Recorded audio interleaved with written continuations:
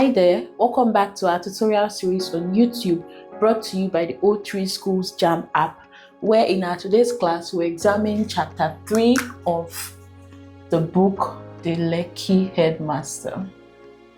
Please, if you haven't subscribed to the channel, do well to subscribe now. Chapter 3 is titled Migration Tales.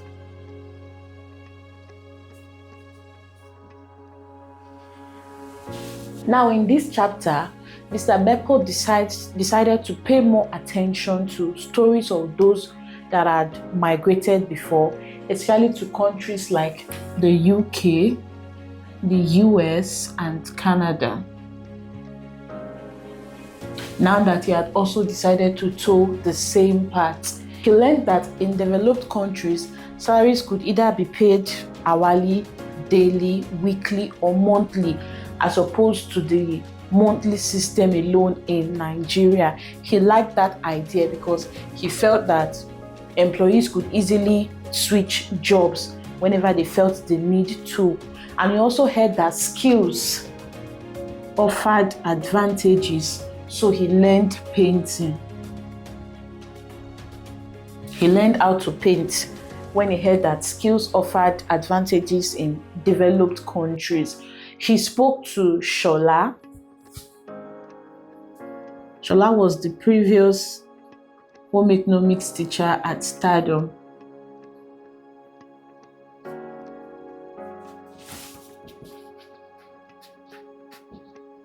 At Stardom schools.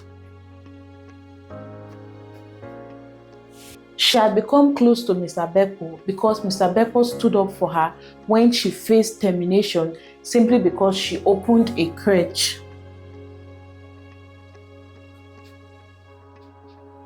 Around the vicinity of Stardom schools, Mr. Bepo led the investigation team to check her crèche, and he came back with a report that it was nothing serious, it was not a threat to Stardom schools, and she was no more terminated, she was suspended.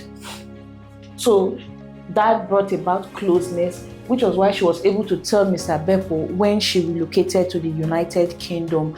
And during their conversation, Shaah encouraged Mr. Bepo to make the move. First, he was already settled.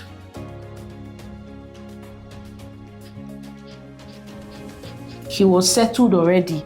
He had found a job, and his wife was in the UK also working as a nurse. According to Shaah, nurses were paid well. They were well paid in the UK, and she used her own case as an example to Mr. Bepo. She and her husband and children had relocated to the United Kingdom, but she was working to take care of the family while her husband schooled. And over the course of 6 months, she had changed job about 3 times. Still, they were not able to afford to live in London where she worked. They lived in Manchester, and she had to commute to work daily. Another reason she gave to Mr. Bepo was good infrastructure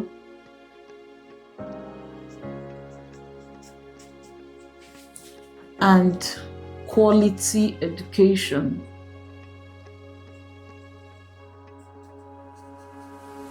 Over there in the UK, children could access quality education for free compared to the situation we have in Nigeria, as well as infrastructure. She also gave an example of her own daughter, Betty. Betty had a seizure. An emergency response arrived in less than 5 minutes, conveyed Betty to the hospital, where she received impressive health care, all for free. Her birthday even fell while she was in the hospital, and she received gifts, special treatment from the doctors and nurses. The child was very happy. The children were going to school. She was not paying anything for their education, and they were receiving quality education compared to the situation in Nigeria. Bepo knew Shaah was telling him the truth because his children were already enjoying this in the UK since he had 2 children in the UK. Not all stories Mr. Bepo heard were great. There were stories of those who relocated and found it difficult to cope, stories of those that found reality different from their imaginations after they had relocated, like the story of Hope and his wife. His wife was to work to support the family while Hope schooled. But along the line, she discovered that it was more difficult than she had thought it would be and refused to continue working while Hope schooled. There were also those who found themselves in problem with the law. Now, this chapter provides a balanced perspective for those willing to consider relocation. Now, let's look at some practice questions from this chapter.